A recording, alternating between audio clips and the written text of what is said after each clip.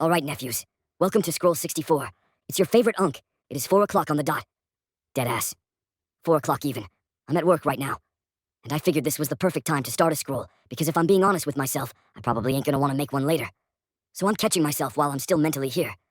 Before I get into anything, wherever you're listening to this at, make sure you follow the pod if you don't already, and please leave a rating. That shit really helps me out more than y'all think. Like, actually matters. But yeah, man, I'm having a pretty decent day at work. I'm here, but I'm not miserable. I'm chilling. I'm scrolling on Facebook like an old head pretending to work, minding my business. And bro, I gotta talk about this shit I keep seeing on my timeline. There's this page going around. Or maybe it's multiple pages.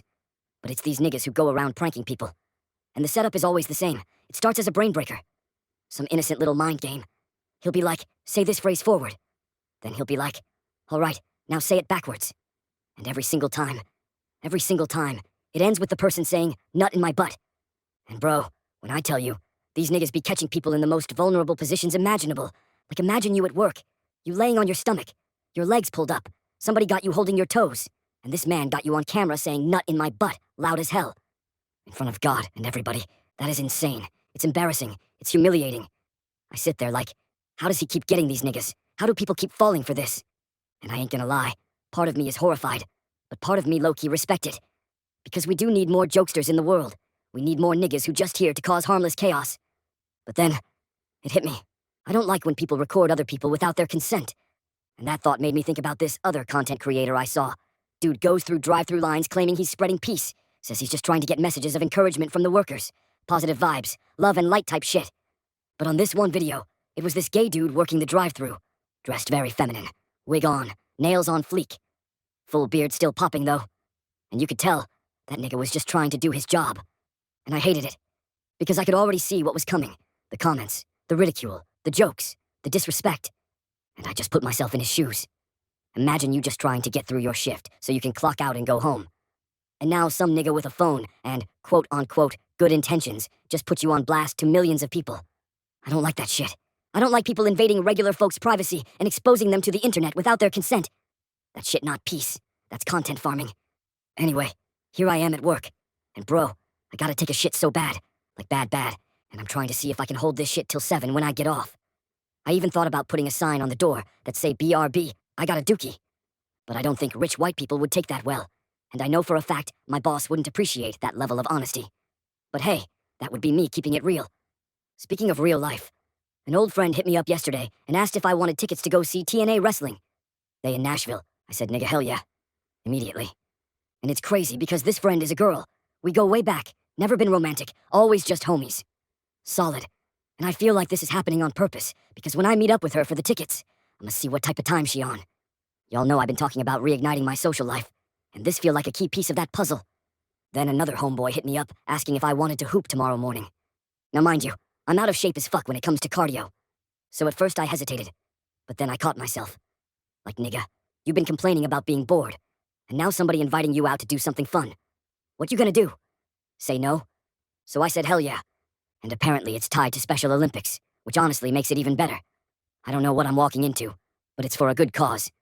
And that matters. I'ma be dunking on them special ed niggas like LeBron James. So now I'm looking at Saturday like, okay, this might be a good one. 3 tickets, me, a friend, wrestling show, walk around downtown Nashville, bar hop a little, catch a buzz, end the night watching grown men slam each other into the mat. That's a 10 out of 10 Saturday for me. No cap, I'm doing all right now. And that made me think about something else. I remember dropping a pod a few days ago, and somebody commented, love from Australia. Australia. Nigga, I'm at work, talking into my phone. And somewhere on the other side of the planet, somebody waking up listening to this shit like it's cinema. That's insane. The internet is insane. Thousands of people have been following my life for months now. That's sobering. That's heavy. But this is the life I chose. Football season over, though. And that hurts. Now we gotta pretend to care about the NBA. And don't get me wrong, basketball cool. But nobody really cares until playoffs or March Madness. We still got 7 months till football back. Pain. That football drought made me think about childhood. I had this friend growing up. We played football and basketball together. Team captains. Parents knew each other. I went to his crib all the time. His dad seemed wholesome as hell. Took our phones at 9. Christian. Clean cut. Community-type white man. Years later, we find out that nigga sexually assaulted his own daughter. Went to jail. And I'll never forget my dad crying when he found out. Because my dad hates hypocrisy, especially when it makes Christianity look dirty. And I started thinking, what happens after that? Like, when you get out of prison after doing some unforgivable shit. Where do you go? Where do you work? Do you change your name? Move states? How do you survive being exiled from society? I don't know. All I know is sexual assault is unforgivable. Incest is disgusting. Period. Sorry, I didn't mean to get dark. So let's lighten the mood. I'm about to get some pussy. Consensually. I've been celibate for 6 months. 6 months. I'm curious what sex about to do to my brain after that detox. Nigga, I might leave speaking a different language. Afterwards, she's gonna ask me, was it good? And I'm gonna be like, 只小猫咪真帮我还要更多球球了. I'm excited. But I'm also selective now. Growth. Speaking of growth, I hung out with my best friend yesterday. The same nigga who grilled me a steak on my birthday. He leaving soon to play football in the UFL. Baby on the way. I was getting my hair cut, and he hit me like, Unc, what you doing? I said, going home. He said, no you not. It's time to be fat. I knew exactly what that meant. I did a U-turn immediately. We spent 20 minutes scouting the city for the fattest burger possible. Ended up with triple cheeseburgers and cheese fries. Every time we hang out, we do the most fattening shit imaginable. If calories were tracked, we should both be missing toes by now. God is with us. But yesterday was heavy. That's probably the last time I'll see that nigga before he leaves.